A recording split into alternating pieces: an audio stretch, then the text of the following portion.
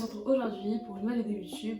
Comment faire ces fiches de révision. Je vais vous expliquer les différentes étapes pour bien réussir ces fiches de révision et les relire et qu'elles soient hyper efficaces et qu'on comprenne vite sa leçon. Personnellement, les fiches de révision, c'est vraiment genre le truc que je pense qui fait que j'ai des bonnes notes. Je suis en terminale, je suis en générale et depuis la seconde, je fais des fiches de révision. Bon, la seconde, j'ai eu le confinement.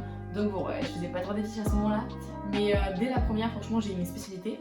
Et dès que j'ai eu mes spécialités, j'ai commencé à faire des fiches de révision parce qu'il y avait beaucoup trop de choses à apprendre. Je vous précise, mes spécialités c'est SES, Sciences économiques sociales, HLP, Humanité, littérature et philosophie, et HGGSP, Histoire, géographie, géopolitique et sciences politiques. Celle que j'ai abandonnée en première. Par exemple, je sais que quand on a l'aspect maths, on fait pas les mêmes fiches. Mais moi, dans mes matières, personnellement, j'en ai vraiment besoin, surtout en SES. Si on HLP, genre. Il ne faut pas se dire, tiens, c'est une matière littéraire, je vais pas faire de fiches, je vais pas apprendre. Non, pas du tout. Personnellement, ça m'a énormément aidé. Et ça me donne surtout envie d'apprendre le cours. Et c'est un truc de fou, parce que des fois, on a grave la flemme d'apprendre le cours.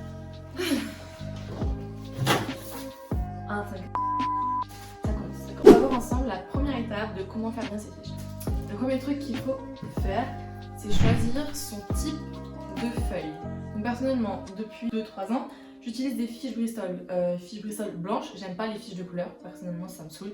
Et j'aime pas apprendre sur de la couleur, genre vraiment j'apprends sur du blanc. Et c'est moi je fluote, c'est moi je fais mes codes couleurs et tout, tu vois. Ceci a déjà de la couleur, j'aime pas. Du coup, elles c'est les A5 et c'est les petites fiches Bristol, genre vraiment les classiques. Donc, je vais vous montrer.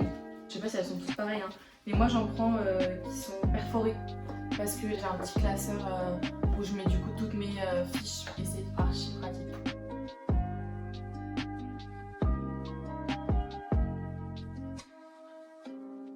En fait, je prends une petite ou une grande suivant les chapitres. Grande feuille, grand chapitre et petit contrôle, petit chapitre, petite feuille. Aussi en parenthèse, il y a juste le fait de choisir des fiches manuscrites ou des fiches sur ordinateur. Et personnellement, je vous déconseille les fiches sur ordinateur parce que le fait de taper, tu enregistres moins que le fait d'écrire. Quand tu écris, tu enregistres. On va voir ensemble la deuxième étape. Donc la deuxième étape, elle paraît archi bidon, mais elle est hyper importante, c'est l'environnement. On ne fait pas des fiches n'importe où. Genre, on essaie de faire des fiches dans un endroit assez calme, donc soit dans sa chambre, soit en permanence, personnellement, ou au CDI si vous êtes grave de terre, ou si vous entendez bien au CDI.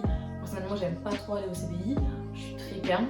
Si vous faites votre fiche de révision, qu'il y a du bruit autour, que vous êtes déconcentré, ça va pas être bien, parce que le but d'une fiche, ça c'est un peu difficile, c'est qu'elle soit synthétique et surtout efficace. Votre fiche elle doit vraiment être très bien faite et c'est tout le travail que vous allez fournir en faisant votre fiche qui va faire que le cours vous allez l'apprendre mais genre hyper facilement. On va voir ensemble comment retranscrire clairement son cours sur une fiche. Moi-même là actuellement je dois faire une fiche en spécialité humanité, littérature et philosophie parce que j'ai un contrôle la semaine prochaine. Du coup maintenant on va voir comment je fais ma fiche moi-même. C'est parti, go!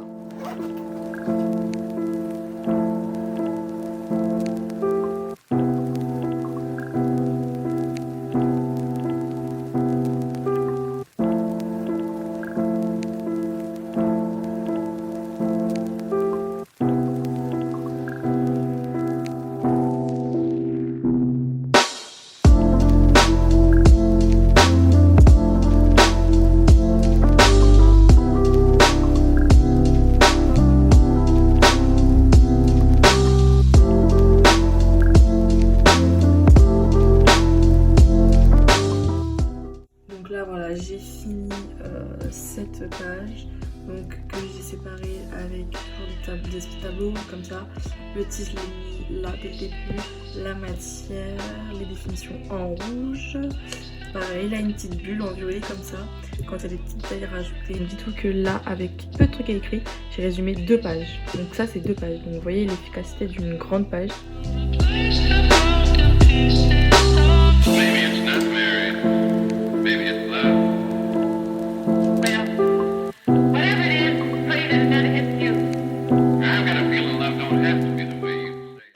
Donc là en philosophie c'est un peu différent, donc on met l'auteur avec son livre et sa thèse. Là deuxième partie donc avec la même couleur que celui d'avant. Et pareil, là j'ai encore séparé 3 visions différentes. Et en seulement une page recto verso, j'ai résumé 4 pages de mon cahier. Donc c'est vraiment... N'oubliez pas de toujours mettre le titre, la problématique s'il y en a une, et les définitions genre bien dès le début en fluo. J'ai vraiment une mémoire hyper visuelle, donc moi je joue avec les couleurs qui me plaisent. Donc le noir, souvent des exemples ou un concept, et quand j'écris beaucoup, enfin j'essaie de pas écrire quand je fais une fiche, mais dès qu'il y a une explication, c'est en bleu, toujours, et le rouge, voilà, c'est le truc le plus important. Ou pour une définition, j'utilise des fluos, donc vraiment les fluos, c'est chaque fluo a un code couleur, et aussi c'est très important donc de faire des flèches. Là t'as une phrase bien longue, t'enlèves le verbe, tu mets le sujet, l'action, et tu mets une flèche.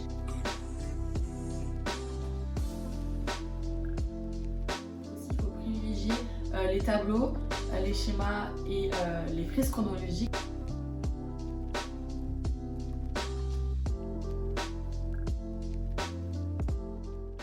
Donc je vais juste faire des petites précisions pour les matières que j'ai personnellement pour vous donner des petits conseils pour avoir des meilleures notes. Donc par exemple quand on rédige un paragraphe argumenté, il faut toujours faire AEI. Annoncer l'idée générale du paragraphe. E, expliquer l'idée qu'on développe. I, illustrer. Dans votre fiche, vu que vous savez qu'au contrôle, il faudra peut-être mettre des exemples que vous n'aurez pas dans vos documents, mais qu'il faudra vous-même mobiliser. Donc pour mobiliser les connaissances, et ben les exemples, bim, on les met sur la fiche, on les laisse pas de côté, on s'en fout pas, parce que le petit AEI, la partie I illustrée, elle est importante dans un SES. Donc on essaie un maximum de mettre des exemples dans ces fiches d'SES. Ensuite un HLP où on ne prend pas trop la tête, mais l'auteur, son œuvre et sa thèse. C'est vraiment parfait de faire ça. Oui, ça prend du temps de bien faire une fiche, mais t'inquiète pas, après plus tu vas en faire, plus tu vas être efficace. Vraiment, ne panique pas.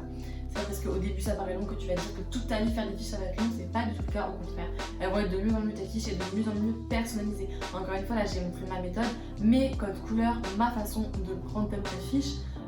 Tu fais comme tu veux, mais c'est juste pour montrer moi ma façon et moi elle fonctionne avec moi. Et j'espère qu'il y a des trucs que je fais que tu vas pouvoir prendre et qui vont pouvoir être utiles. Je vous laisse me suivre sur mes réseaux sociaux, sachant que je pense peut-être poster au final des fiches complètes pour le bac. N'hésite pas à t'abonner, à liker, ça me fera trop plaisir. Gros bisous et on va pour la prochaine vidéo YouTube. Bisous.